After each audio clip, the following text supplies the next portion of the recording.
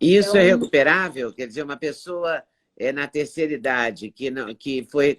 Porque a minha geração tomou sopa, comeu papinha, né? Não comeu a papinha industrializada, se salvou é, disso, porque é, não ficou no vidrinho, na papinha do vidrinho. Isso eu não sim, peguei. Eu peguei a papinha feita em casa, então, com alimentos de verdade, com muito menos agrotóxico do que hoje, enfim, foi outro tempo, né? Mas eu passei por essas etapas. Eu posso conquistar um envelhecimento melhor, pode sim, apesar disso? pode. Dá tempo ainda. A gente, o que eu percebo, né? A gente vai vendo um pouco essa modificação, né? Existem muitos estudos que falam da modificação da variabilidade dos inquilinos.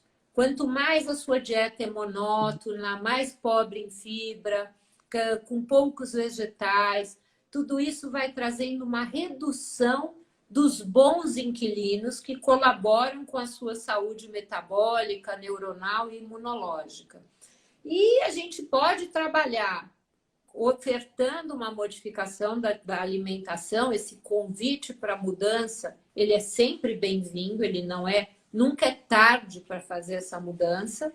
E, ao mesmo tempo, se você tem algumas dificuldades, porque com a vida a gente vai tendo dificuldades digestivas, se trabalha com enzima digestiva, os pré-bióticos, as fibras. Hoje o mercado no Brasil ele tem muita coisa boa para a saúde intestinal.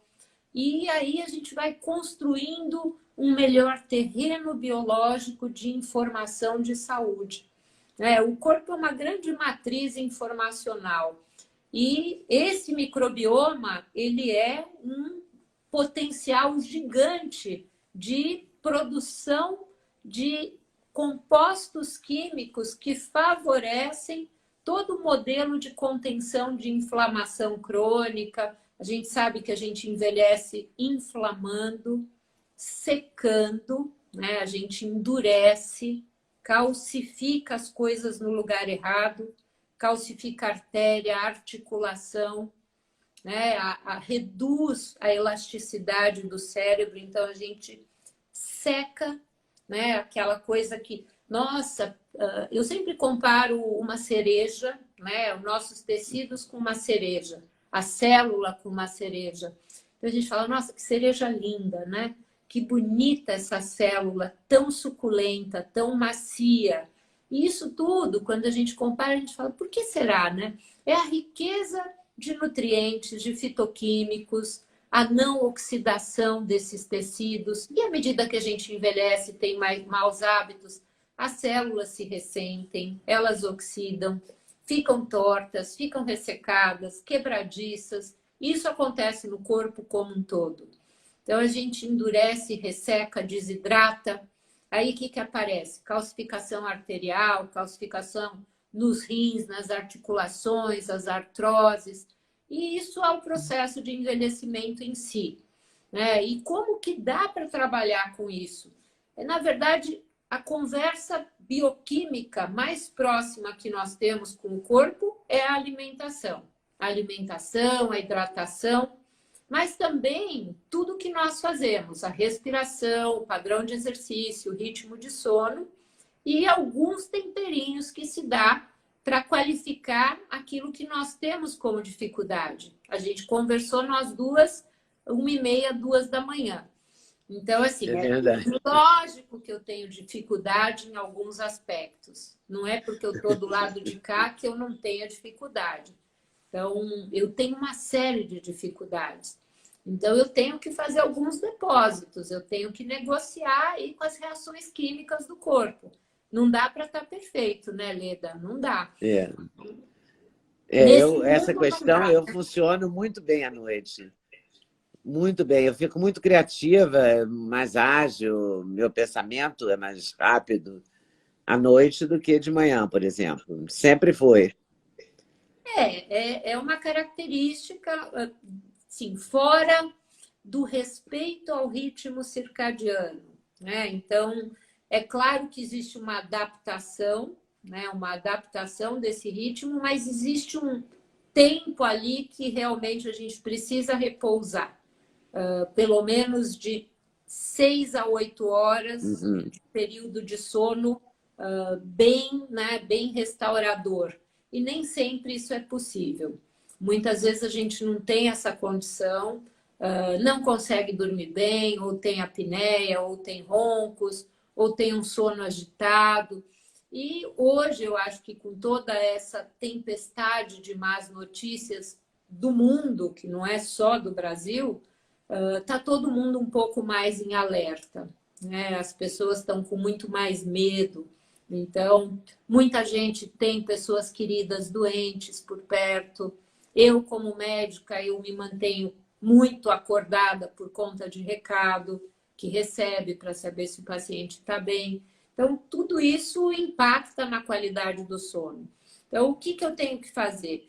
Eu tenho que pagar de alguma forma, né, aquilo que eu não consigo executar tão bem, em termos de aspectos do meu dia a dia.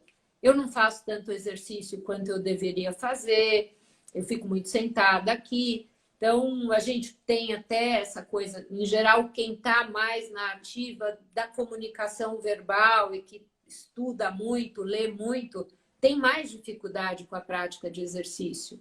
É. Então, e a gente vai vivendo o que é possível e fazendo o melhor em cada área em que você tem condições de modificar. Pequenas mudanças ajudam muito nessa condição de depósito de aspectos de saúde.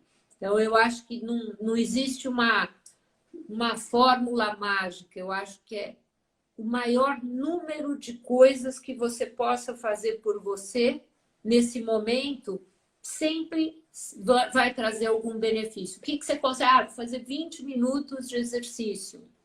Vou tentar melhorar minha qualidade respiratória, fazer uma fisioterapia pulmonar, expansão da respiração. E aí vai vendo como que você consegue pagar, né, o tempo de vida vivido da forma não tão consciente, mas que te trouxe até aqui agora com um resultado que passou aí pelo Covid, teve superação. Eu acho que você ficou melhor depois do Covid, não ficou?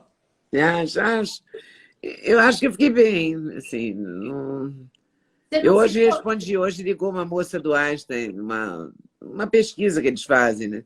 E eu respondi. E pensei muito nisso, porque ela faz essas perguntas, se você está se sentindo bem, se você acha que ficou melhor, pior e tal. E eu fiquei pensando nisso para responder. Eu acho que eu estou bem, sim, que eu fiquei melhor. Essa pandemia, de certa forma, bagunçou muito meus horários, meu sono e tal, mas, não, mas eu acabei dormindo até mais tarde. Eu Uhum. acabo pagando de alguma forma, como você usa o verbo pagar, entendeu? Durmo até mais tarde, eu passei a me preocupar com a apneia, que eu não me preocupava, achava que era uma bobagem, Ah, até com tá. exercício respiratório, que eu também não fazia. É tudo muito, muito estranho, né? Como é que a gente também, como é que isso está impactando na vida da gente, né? Eu acho que Emocionalmente, como é que a é gente lida com os medos, né, na hora que você tem que. Eu passei a, de noite, tomar muito cuidado com o noticiário, isso. optando mais por ver séries, uma coisa antes de dormir, entendeu? Para não dormir sob o impacto daqueles números, da morte, É, né? Porque é real, é claro, tem que ser noticiado, mas você não precisa também fazer isso, assistir tudo, né? Se é a pessoa que mais sabe sobre o número de pessoas vitimadas do momento, né? Então você tem que dar uma refrescada assim na sua informação, né? eu acho que assim, a pandemia ela trouxe do aspecto positivo o valor da saúde como o nosso maior patrimônio, É, né? Aquilo que mais, assim, realmente, se você tem menor volume de doenças crônicas, você se sai melhor, né? Então, o quanto nós temos, né, de doenças como diabetes, hipertensão, doença cardiovascular, os riscos, né, paralelos aí, o tabagismo, tudo isso tem um impacto, aí a gente passou a valorizar mais essa condição de saúde.